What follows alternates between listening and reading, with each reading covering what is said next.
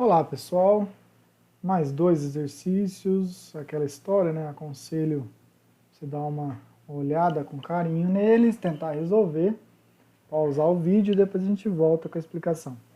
Então você tem aqui um conjunto A, de modo que o conjunto A é formado por os elementos N. Qual é a cara desse N? O N é da forma 2 vezes P menos 1, onde esse P pertence a um conjunto B. Não sei quem é esse conjunto B. Né? Aí vamos tomar as afirmações aqui que a gente tem. O N é um número natural ímpar se o B for os reais. Se você pensar que o B aqui são os reais, né? Quando você joga qualquer real aqui, o N vai ser um elemento ímpar? Falso. Porque, por exemplo, ó, vamos pensar no... Eu vou pegar um número, um P específico. O P é igual a 1 sobre 2. Escolhi esse. Né? Para dizer que uma coisa é falsa é muito bom, porque basta que você mostrar um contra-exemplo e aí já é falso. Esse número ele é real. 1 sobre 2. Se eu jogar esse P ali no lugar da nossa expressão, eu vou ter N igual a 2 vezes 1 sobre 2 menos 1. Né? Isso aqui implica que o N é igual a 2 vezes meio, isso é 1, menos 1, 0. Esse elemento não é ímpar, logo essa aqui é falsa. Essa afirmação é falsa. Ok? Agora, N é um número natural ímpar para qualquer P, né, para qualquer P pertencente a B, sem nem saber quem que é o B, isso é um número natural? É falso, a de cima já diz. A de cima já diz que é falso, porque se o B, por exemplo, for os reais, já não vale. Né? Sobrando três opções. O elemento N é um número natural ímpar. Ele será um número natural ímpar se o B for os inteiros. Então, vamos de novo. Se o B for os inteiros, ele vai ser um natural ímpar. Eu vou escolher um inteiro que me interesse aí no caso. Vamos pensar que o P seja igual a zero, por exemplo. Isso é um inteiro. Isso pertence aos inteiros. Então vai ficar N igual a 2 vezes 0 menos 1. Então o N é igual a menos 1. Aí vem a dúvida, né? Menos 1 é ímpar? É ímpar. O que acontece aqui, pessoal, é a definição de ímpar e par, os ímpares e os pares, né, também é uma definição que a gente pode discutir, eles são subconjuntos dos naturais. São subconjuntos dos naturais. Logo, esse cara aqui não está nos naturais. Ok? Não é natural. Por isso esse aqui também não pode ser. Falso. Sobram duas opções. Aqui, repara que ele tem o N e o N estrela. O que significa? Que ele está tomando no conjunto dos números naturais como 0, 1, 2, 3 e assim por diante. Né? Quando ele tem o N estrela então é o conjunto 1, 2, 3, 4 e assim por diante. Esses são os conjuntos. Só dessas duas opções. A diferença entre um e outro é o zero. E mostra que essa aqui também é falsa. Essa também é falsa justamente pela mesma afirmação que eu acabei de fazer. Por quê? Porque se o conjunto B for os naturais, e você está considerando zero aqui como natural, for igual a zero, então você tem que N é igual a 2 vezes 0 menos 1, significa que o N, 2 vezes 0 é 0, menos 1 é menos 1, o N é menos 1. Isso aqui não é ímpar. Né? Isso aqui não é ímpar. Por que não é ímpar? Porque não é, o ímpar é subconjunto dos números naturais. A opção correta, então, seria essa aqui. Essa expressão, ela gera a sequência ímpar se você tomar esse conjunto como referência. Que foi o que a gente fez. Esse conjunto como referência gera a sequência ímpar, a expressão 2p menos 1. 2p menos 1. Só uma observação. Se eu tivesse pensado nesse conjunto A como sendo n igual 2p mais 1, para gerar a sequência ímpar, para gerar a sequência dos elementos ímpares, eu teria que usar, no caso, aí esta expressão aqui, né? Essa expressão aqui. O n teria que, os naturais teria que conter o zero, porque aí você gera toda a sequência ímpar a partir dessa expressão. Muito bem. Mas essa expressão aqui é mais comum ser usada, né? Então, só gera os ímpares se esse B, se esse conjunto B, for o n estrela, no caso. É o conjunto natural sem o zero. Mais um exercício, dá uma pausa aí, lê ele, vê. Nós temos três propostas aqui, um A, B e o C. Vamos na primeira. Numa divisão cujo resto não é nulo, o menor número que se deve adicionar ao dividendo para que ele se torne exato é D menos R, sendo D o divisor e R o resto. Então, o que está sendo dito aqui? Vamos ver, tentar transformar isso numa... Vamos pensar numa conta não exata. 18 dividido por 5. 18 dividido por 5 dá 3. Não, mas aí o resto é 3. Eu vou pegar o 19. 19 dividido por 5 dá 3. E tem resto 4. 3 vezes 5, 15. Para 19, 4. Certo? O que está sendo falado aqui? Lembrando, ó, eu tenho aqui o dividendo, né? O dividendo. Aí eu tenho o divisor, quociente e o resto. O que nós sabemos sobre esta expressão? Nós sabemos que o valor do dividendo é igual o divisor vezes o quociente mais o resto. Esse aqui é o algoritmo da divisão. A gente chama isso de algoritmo da divisão. Ah, mas é muito confuso com letras. Vamos pensar no número. O que eu estou falando aqui? Ó? 19 dividido por 5 dá 3, sobra 4. Então significa que o 19 ele é igual a 5 vezes 3 mais 4. 5 vezes 3 mais 4. Ok? 5 vezes 3 mais 4. Aí ele vem e diz o seguinte: o menor número que se deve adicionar ao dividendo, ou seja, a esse elemento aqui, para que essa divisão seja exata, o menor número que se deve adicionar ao dividendo para que a divisão se torne exata é D menos R. Vamos ver se é verdade? Primeiro com números.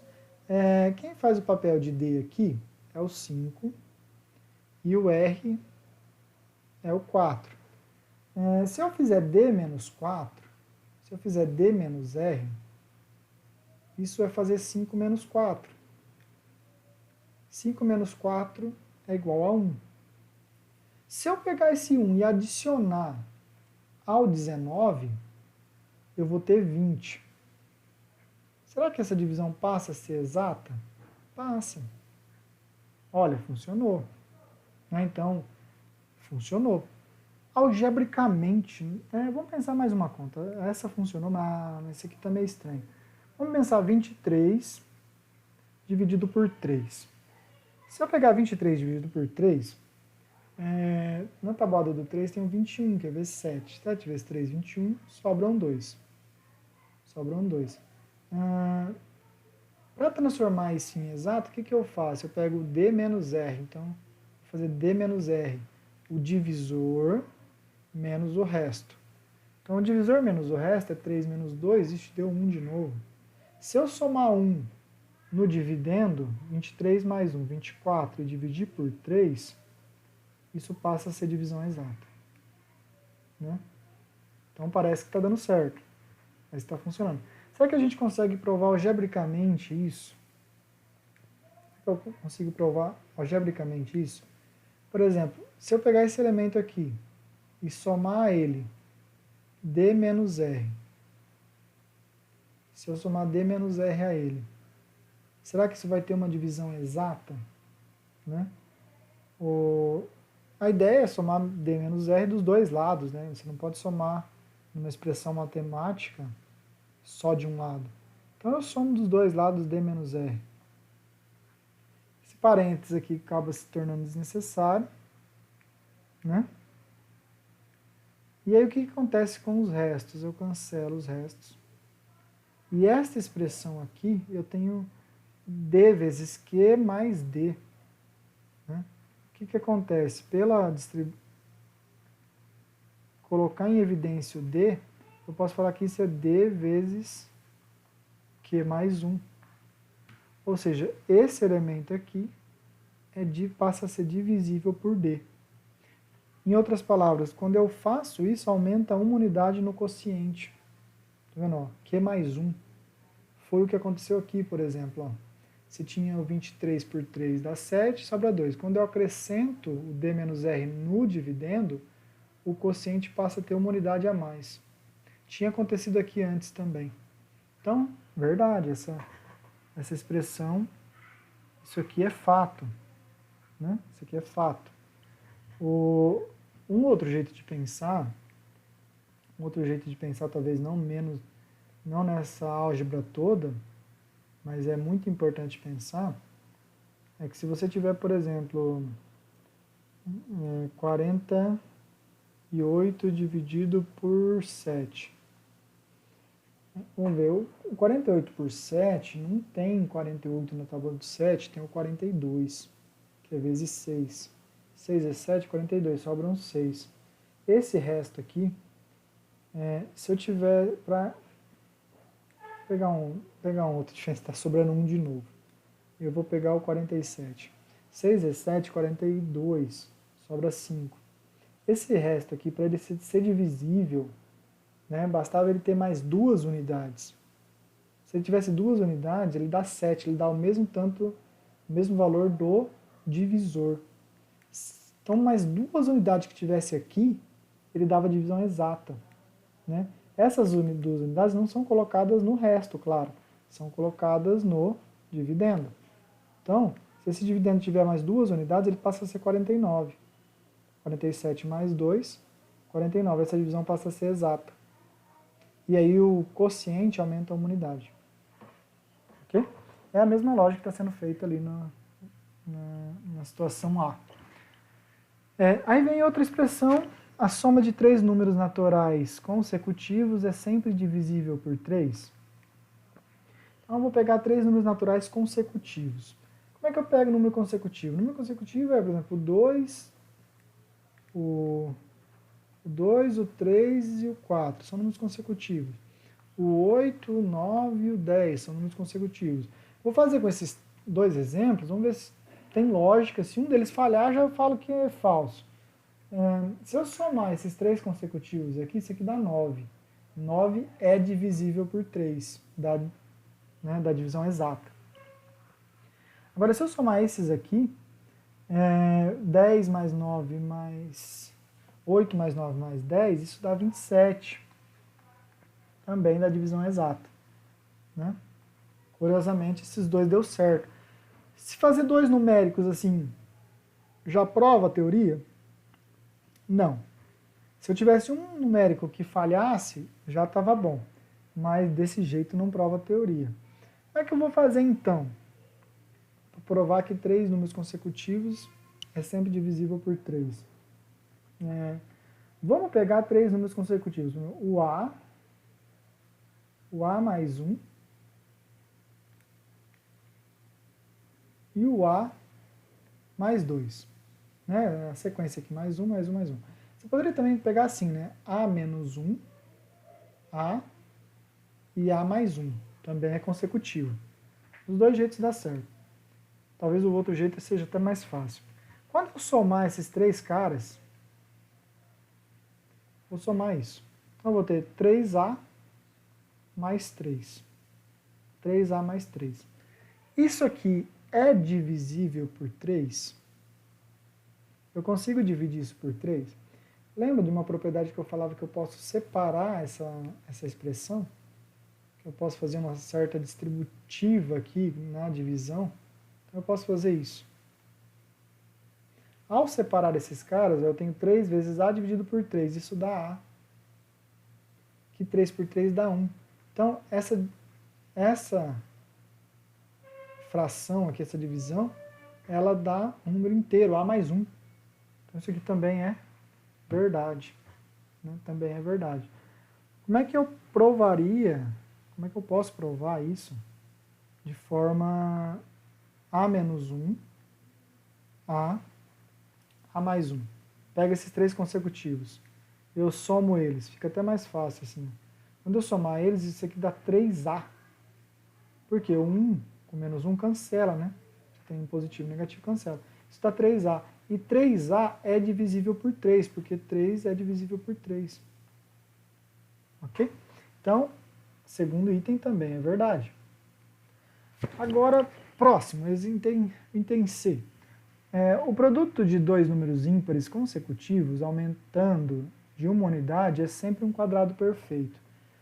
Dois ímpares consecutivos. Então, ó, eu falei no exercício anterior que isso aqui gera um número ímpar, quando esse P é o natural, e lembrando que os naturais eu estou considerando como sendo 1, 2, 3, e assim por diante. Né? A priori eu estou considerando assim. Esse cara é um número ímpar. Quem que é o consecutivo a ele? O consecutivo a ele será o próximo, né? Tem duas formas de se fazer nesse caso. Você pode pensar que esse é o ímpar vai de 2 em 2, né? Você pode até usar o mesmo P ali e pensar que o próximo, cara, é só acrescentar duas unidades nesse. Se você acrescentar duas unidades nesse, vai ficar 2P menos 1 mais 2. Isso equivale a dizer 2P mais 1.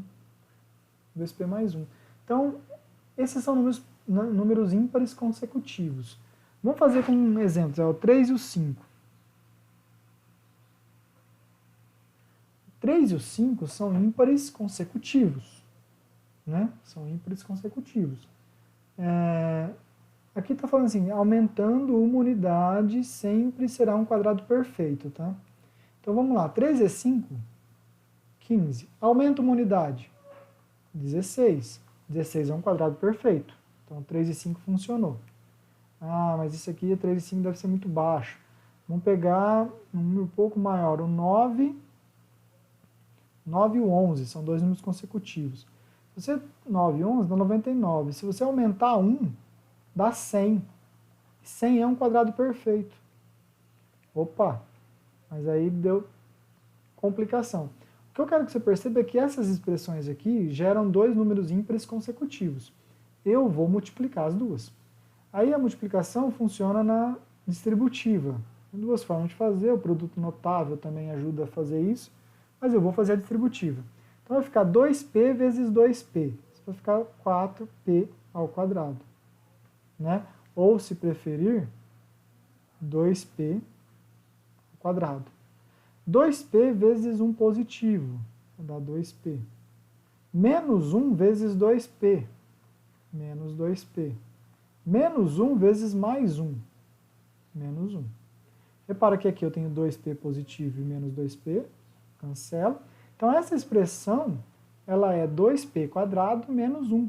Quando eu acrescento uma unidade a isso, eu cancelo esses dois caras, isso sobra 2P ao quadrado.